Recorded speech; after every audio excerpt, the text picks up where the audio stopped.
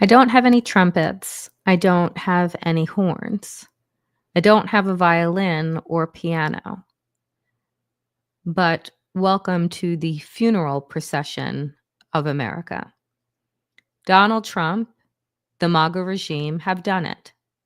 They have done what Republicans have dreamt of doing for decades: hurting the poor, making sure that people don't have health care, making sure that poor children don't have food, making sure that they squeeze the middle class until it breaks, making sure that they've created a comfortable, soft environment for their donors, for their billionaire buddies, for their inside traders. They've done what Reaganomics only dreamt of doing. They've destroyed America and sold it for parts.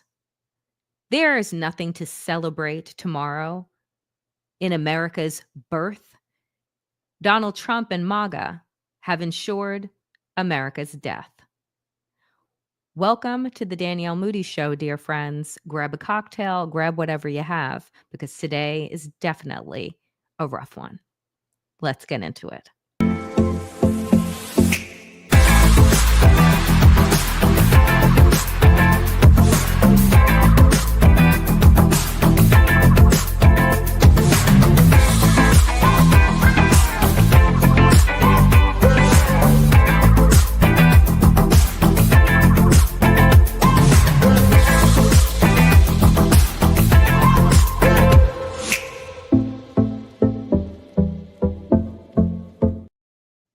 So we begin today on the Danielle Moodie Show with the passage of Donald Trump's big bullshit billionaire bill.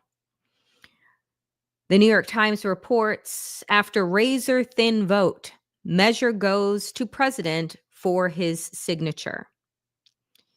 The vote was 218 yeses, 0 Democrats, to 214 noes, well, to 214 noes, with only two Republicans siding with the American people. It is not an understatement. It is not hyperbolic. People are going to die, because that's what happens when you lose access to quality health care. That's what happens when you're forced to use the emergency room as your primary care doctor. Children are going to go hungry, because that's what happens when you take away free and reduced school lunch. America will become increasingly polluted, because that's what happens when you take away incentives for building green infrastructure and instead provide those incentives to dirty coal and big oil. This is one of the most disgusting and egregious bills that this country has ever seen. And it comes at the hands of Donald Trump. Oh, and by the way, it adds $3.3 trillion to the national debt. And oh, by the way, those lovely tax cuts for the rich, oh, they're permanent. So we'll permanently continue adding trillions of dollars worth of debt so that Elon Musk and Jeff Bezos and Mark Zuckerberg and the other 80 billionaires that are in this country can afford to have their 8th, 9th, and 10th home. They applauded this disgusting, odious bill after it passed and chanted USA, USA, USA. Their faux patriotism is rank. To have the audacity to chant USA after you are going to ensure that 16 million people lose their health care? The depravity and cruelty that this party, this cult shows is nothing short of astounding. Because every time that you think that they can't dig themselves any deeper into the bowels of hell, they find more room to cause more harm. You know who won out today? ICE. Because now ICE has a budget of $140 billion or more.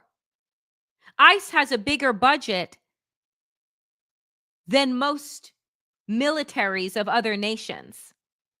What do you think that Donald Trump is going to do now with his private Gestapo that he's funded to the hills?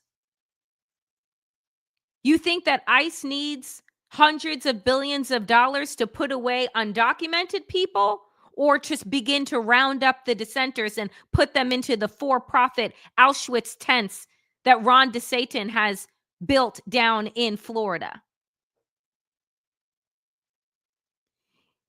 Folks, to say that it is a chilling place that this country finds itself in would be the understatement of the fucking year.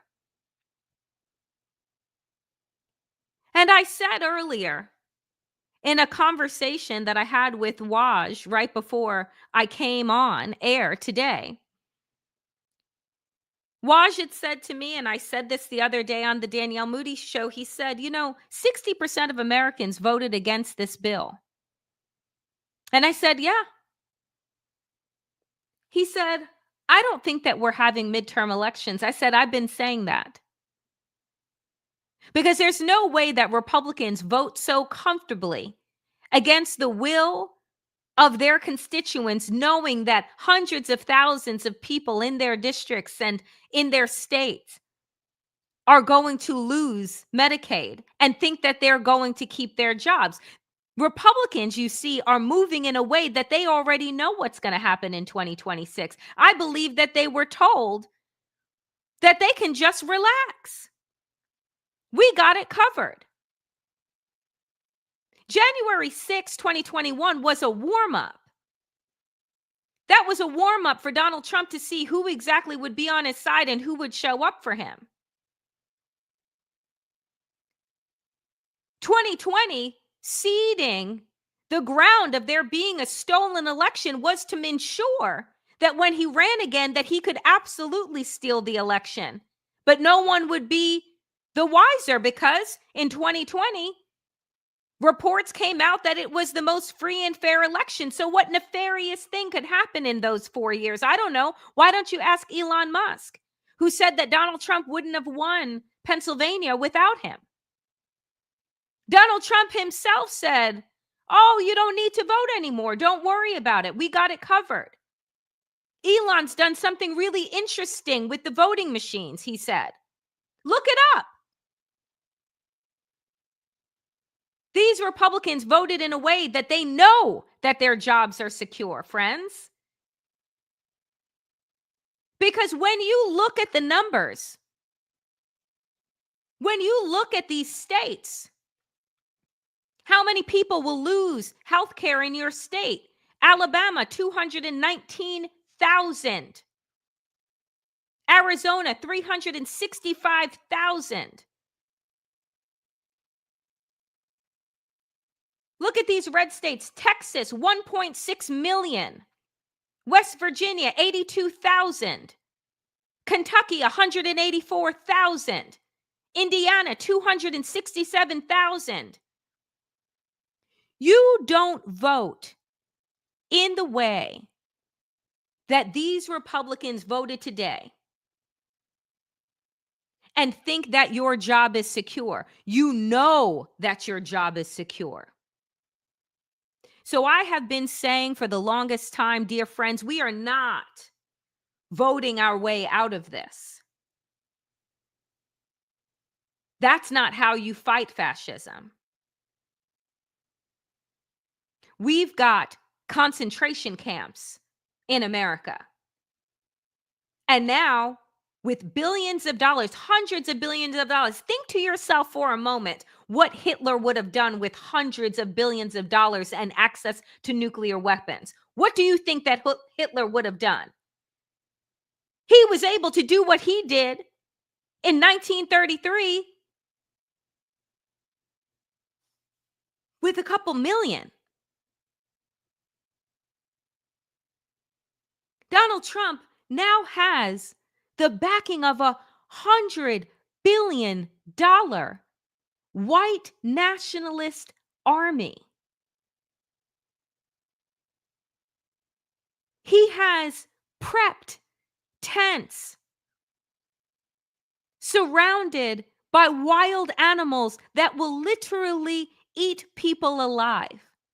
Ron DeSantis, I told you yesterday, so that you understand the history of the language that they're using when they talk about gator bait, that's how they used Black babies in this country as bait, live human beings as bait. The shit that they are doing is not new. It's been done. It was done for 400 plus years of the enslavement of Black people. It was done to the indigenous population of Native Americans. It was done to the Japanese when we interned them. It's been done. So for those that say that this is not the America that you know, this is not who we are, it's exactly who the fuck America is. It's exactly who America has always been. We've just been lulled into different parts of our history and moments where we got to pat ourselves on the back that we made certain advancements, that we were better than this moment. We lulled ourselves into a place of complacency, patting ourselves on the back for civil rights acts and Barack Obama and women's rights and LGBTQ marriage, Roe v. Wade, and we kept thinking that progress was linear, that we would never have to look behind us to see how close those white nationalists were breathing down our necks and concocting 40-year strategy and plan to drag us all the way back to the 19th century. That is where we are today. And do you know what it took for the 9 Republicans that were yapping their mouths to sell out?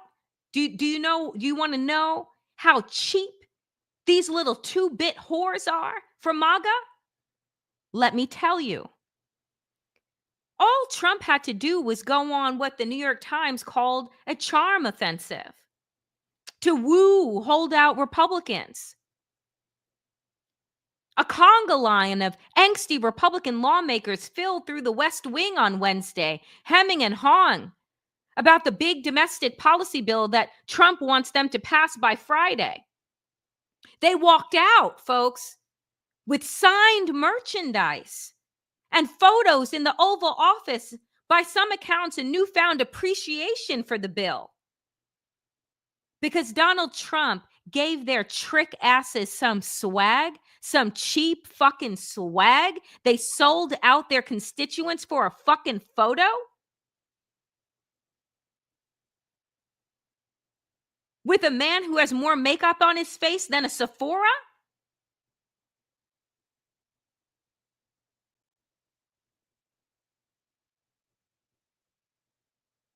Representative Tim Burchett, Republican of Tennessee, was one of them. He posted a video on social media gushing about the 2-hour experience he just had with the president. Did you show them what he signed for you? Donald's asked Burchett. Yeah, he signed a bunch of stuff. It's cool. These are supposed to be some alpha men? They sound like some little boys to me, looking desperately for the approval of their daddy. And all daddy had to do was take a photo with them and tell them that he loves them and they're his favorite.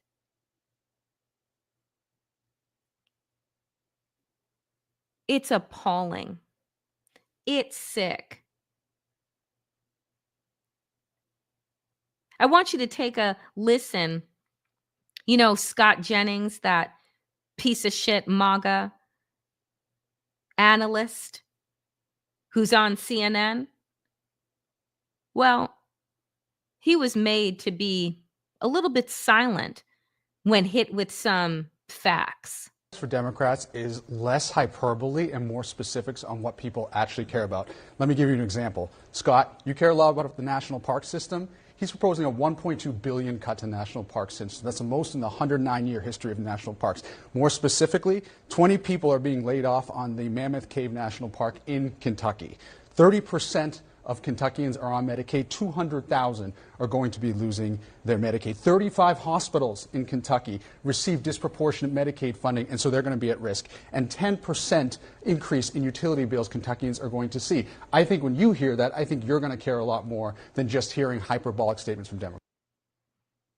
Those are straight facts. David Koh is a former secretary under Biden, laying out facts of 30% of Kentuckians are on Medicaid. 200,000 are going to lose their health insurance. $1.2 billion cut to our national parks. Well, I'll tell you what they wanted to do, friends. Remember, they wanted to sell 3 million acres of federal land. That's initially what they wanted to do, but that was taken out of the bill. So if you think about it, well, I guess the parks were spared, because what they really wanted to do was sell it off. I'm sure so that Donald Trump could build another fucking gaudy ass Mar-a-Lago. Or maybe so Elon Musk could build another compound for the mothers of his children. But at least that little bit didn't happen. But to say that we think that we are spared in this moment, no. And while all of this is happening, folks, while all of this is happening, there is a story that I want to draw your attention to. Remember Kilmar Garcia? You know, he's back in the United States, but he's still in prison because even though a federal judge has called for his release, that if he is released, then ICE is just going to pick him up and deport him. Remember how I told you before we knew Kilmar Garcia was alive, after Chris Van Hollen went to El Salvador and said he wasn't leaving until he saw him, and then we got proof of life, right? And I said, they don't want Kilmar Garcia coming back to the United States because he's going to tell the truth about what's happening in CCOT, where Donald Trump sent over 230 innocent men in that fascist display that they filmed and put out like a propaganda piece of art.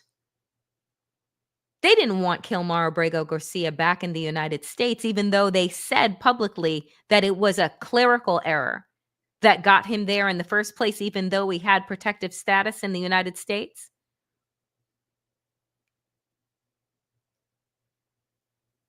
Well, his lawyers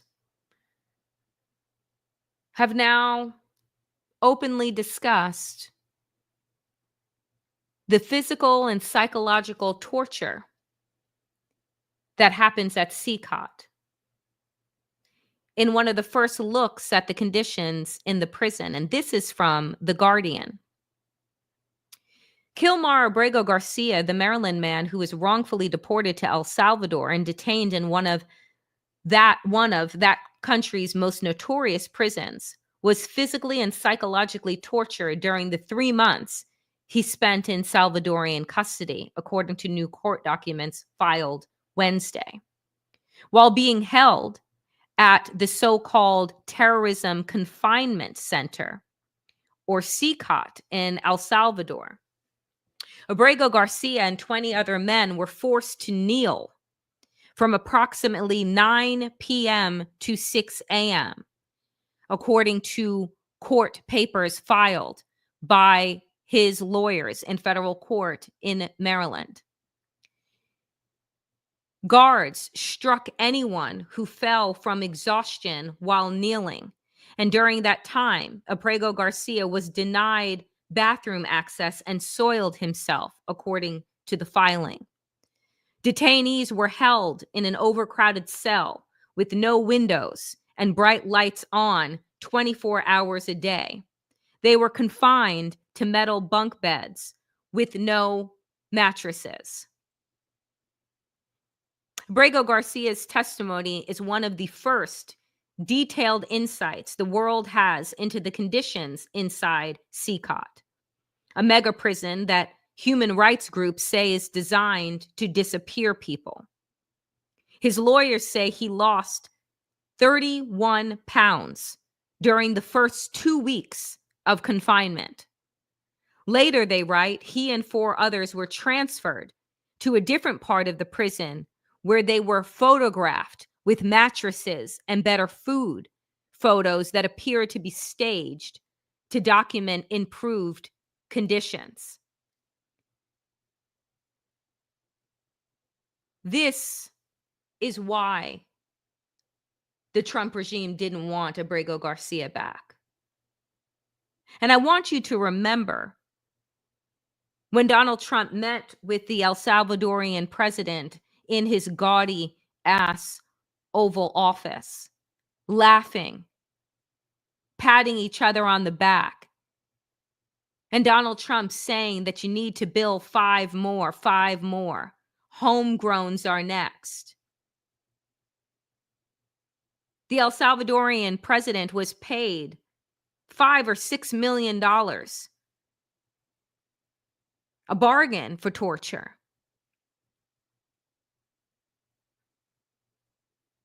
You see, these are the things that are missed when we're paying attention to all of the different bouncing balls that this circus regime is throwing out at us.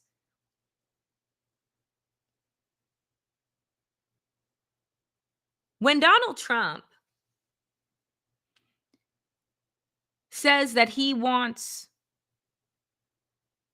alligator Auschwitz in every state, there aren't that many undocumented immigrants. But do you know what Laura Loomer said? You know, Trump's fluffer. She said on social media that we need enough of those alligator Auschwitz to house 65 million more. Do you want to know why 65 million? That happens to be the precise number of Latino people in this country. And I had started thinking, and I'm thinking to myself, this is really interesting. I talked about this week how one of the major industries that went through the roof when Donald Trump was inaugurated, like literally that week, the stocks of private prisons went through the roof. One of the big donors to his campaign and super PAC and Ron DeSantis' super PAC were those that construct mega prisons. And they are getting multi-million-dollar, if not billion-dollar contracts to build these concentration camps, starting out in Florida, but we'll build them all over the place. They're getting incredible kickbacks. And you see, the more people that are in there, the more money they will receive. So the goal is not to, quote unquote, catch and release. It's to catch and hold for as long or indefinite so that the money keeps coming in. And then I started to think even further. So you steal, you kidnap innocent people from the street.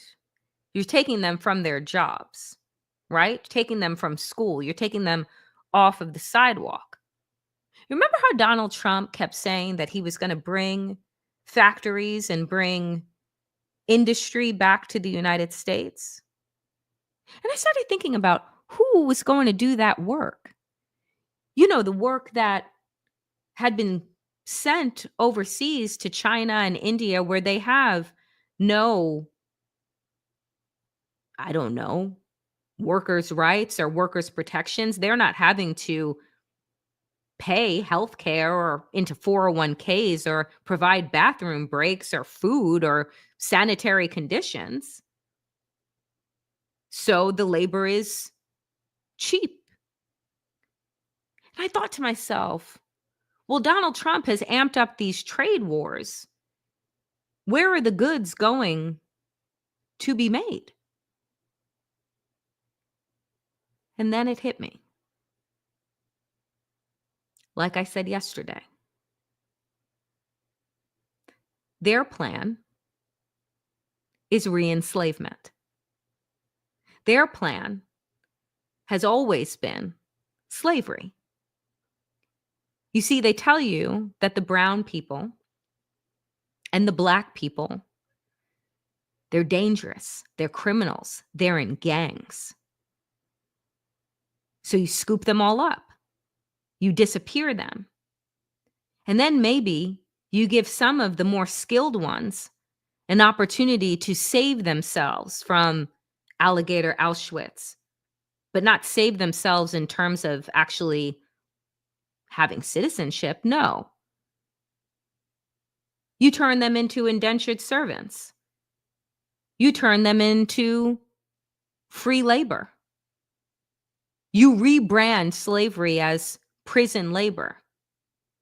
Or as RFK Jr. said with regard to taking kids off of antidepressants, reparenting facilities.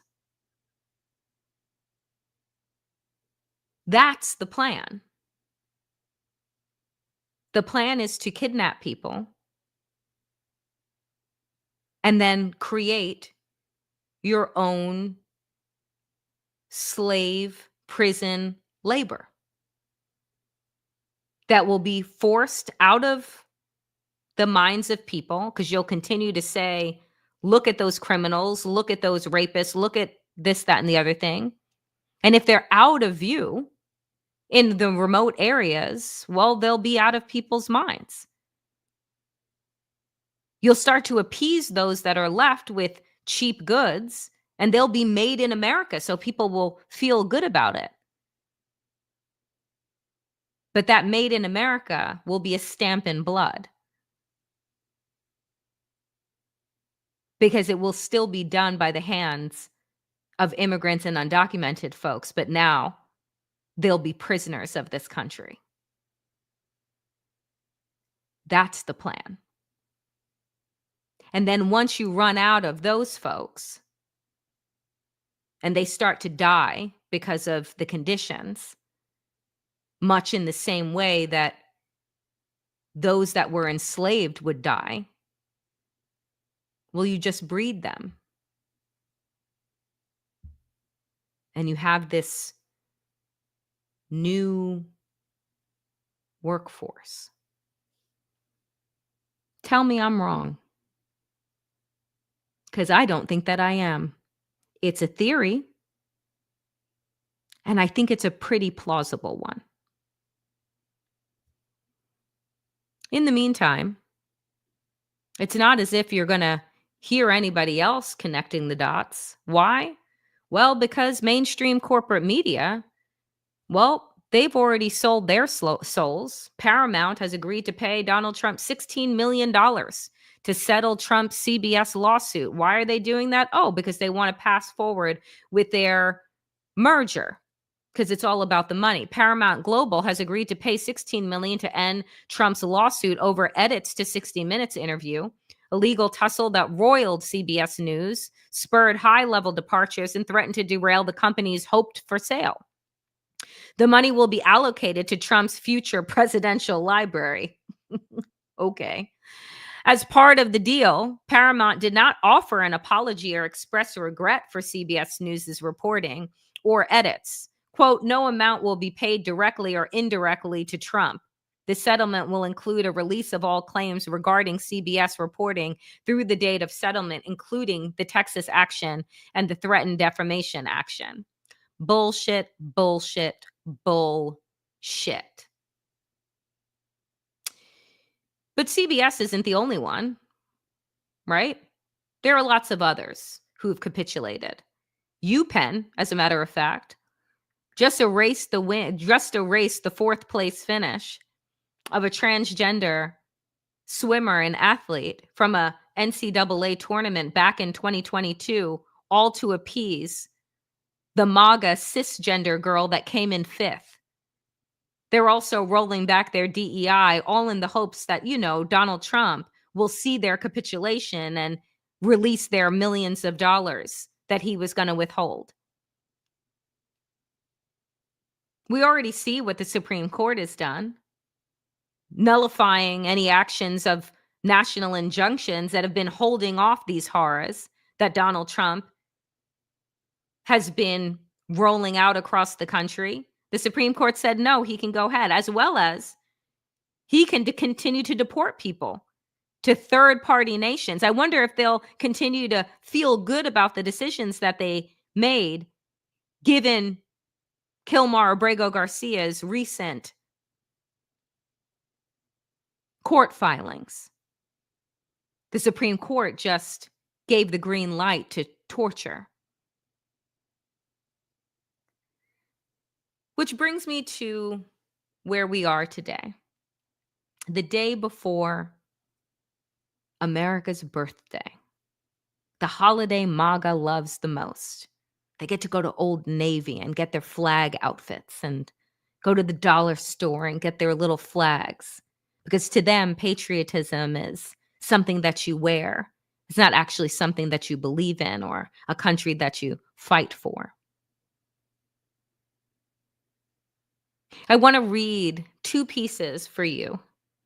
The first is from John Pavlovitz from his Substack, The Beautiful Mess. Born on the farce of July. This Independence Day isn't a birthday for our nation. It's a funeral. Fuck the fireworks and flip the flags. For actual patriotic Americans, this isn't a party. It's a funeral. There is nothing to celebrate here. We shouldn't be singing right now. We should be grieving. We should be sitting vigil for the country we could have had, but many never see. We should be mourning over how little of our aspirations of independence have trickled down to the people in the streets. We should be lamenting how commonplace hatred has become in this supposed sweet land of liberty.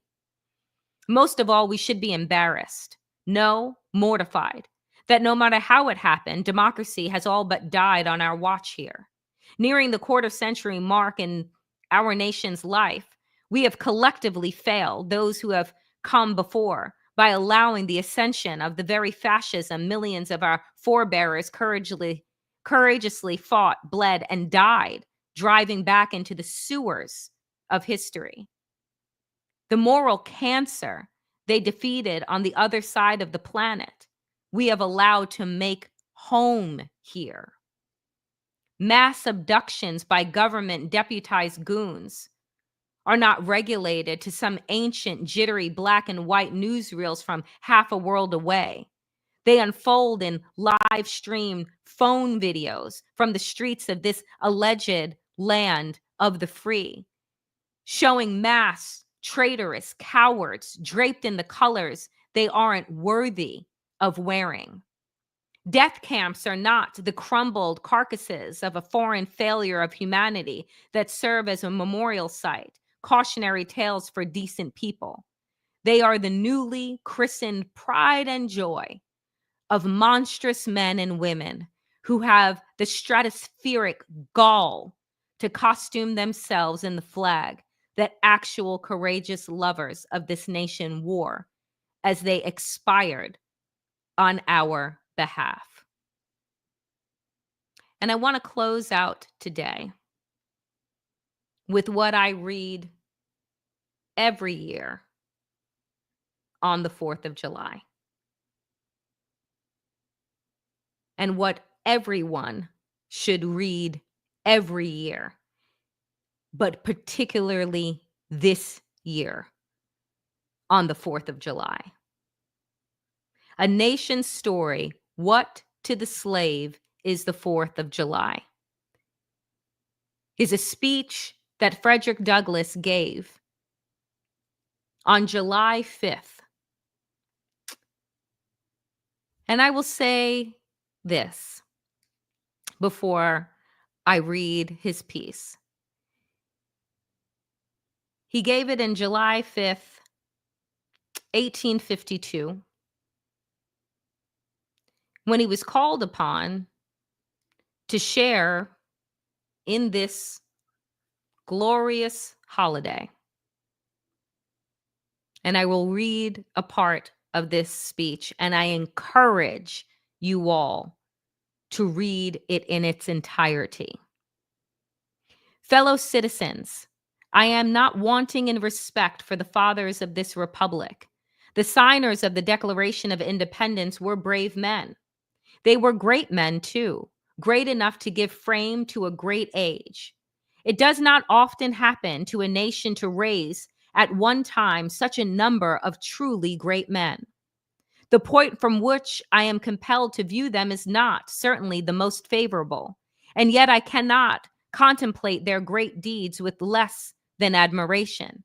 They were statesmen, patriots, and heroes, and for the good they did and the principles they contended for, I will unite you with you to honor their memory.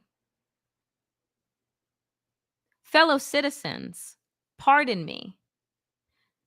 Allow me to ask, why am I called upon to speak here today? What have I or those I represent to do with your national independence?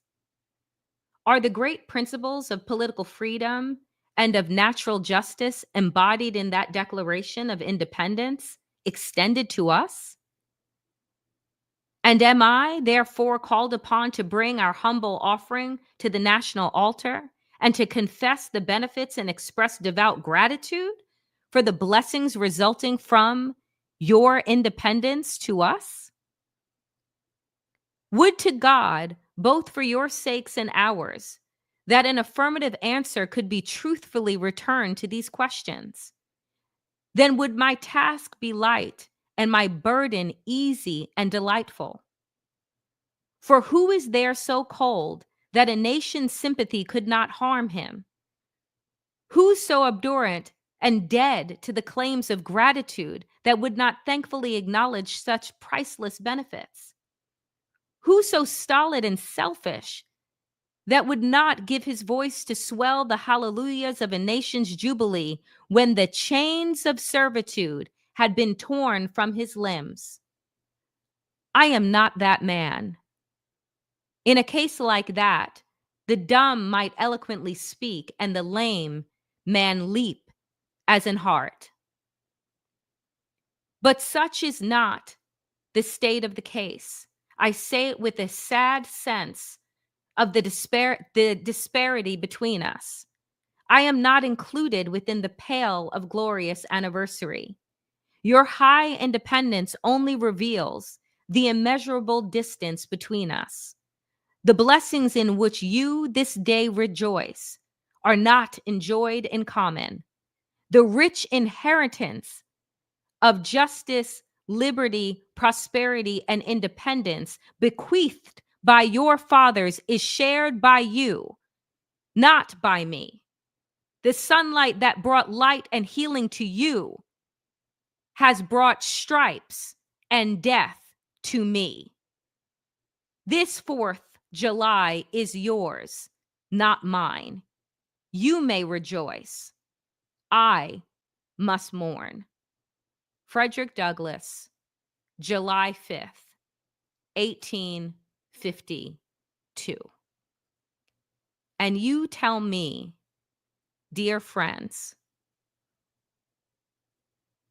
what distance there is from the scorn that Frederick Douglass brought in 1852 and what John Pavlovitz brought in 2025.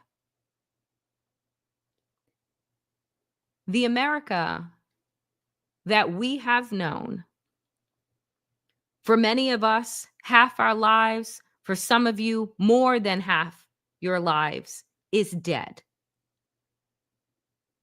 I truly believed that it was put on life support when Donald Trump was allowed to call for the President of the United States birth certificate.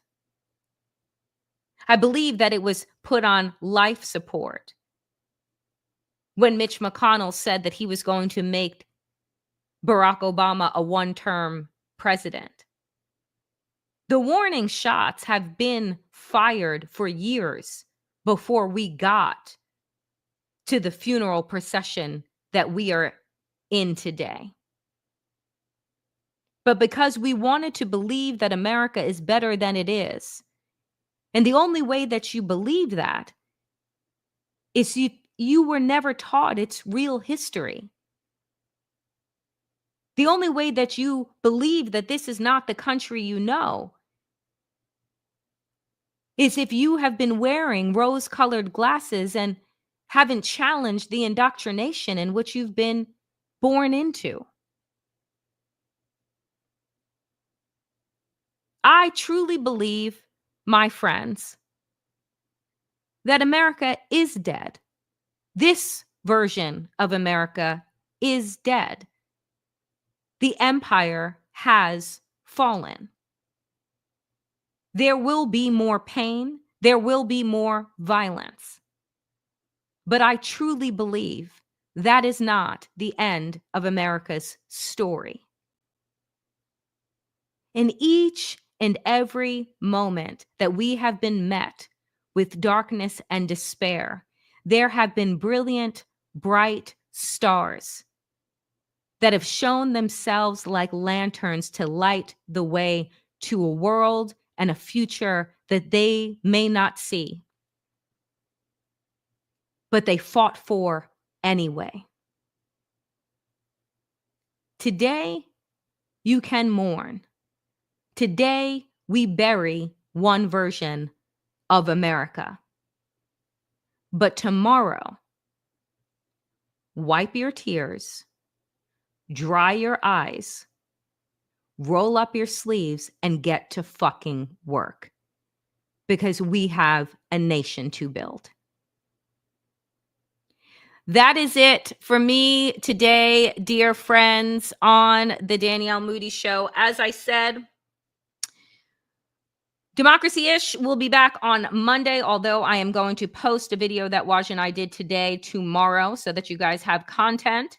And the Danielle Moodie Show will be back 5 p.m. Eastern on Monday. Democracy-ish will be back 12 p.m. Eastern on Monday. I wish you all extremely well. I want you all to take care of yourselves.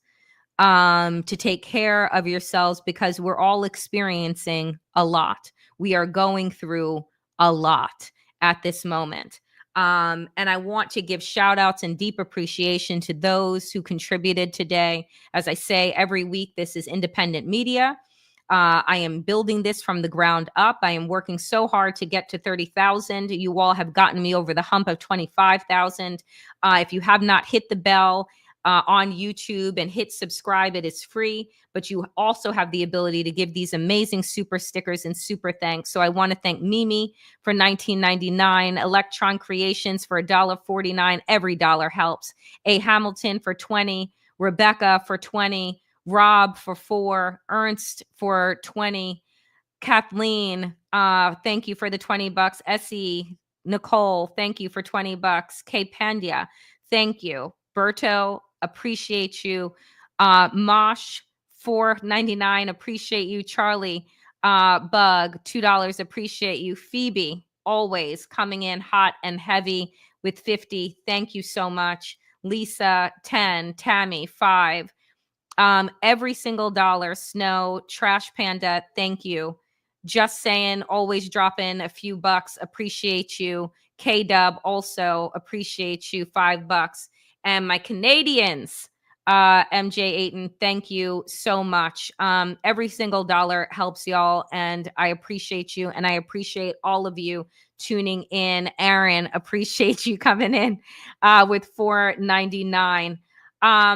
Take care of yourselves this weekend, folks. You don't have to celebrate America's funeral. You can gather with your friends, your family, enjoy each other, enjoy good food, dance, right? It isn't about the day. It is about what we need to build together. Do not let Donald Trump and this MAGA fascist regime force you into solitude, force you into a place of grieving that takes away your strength. We get our strength from being in community. We get our strength in connecting with others. Get nourishment. Find what grounds you.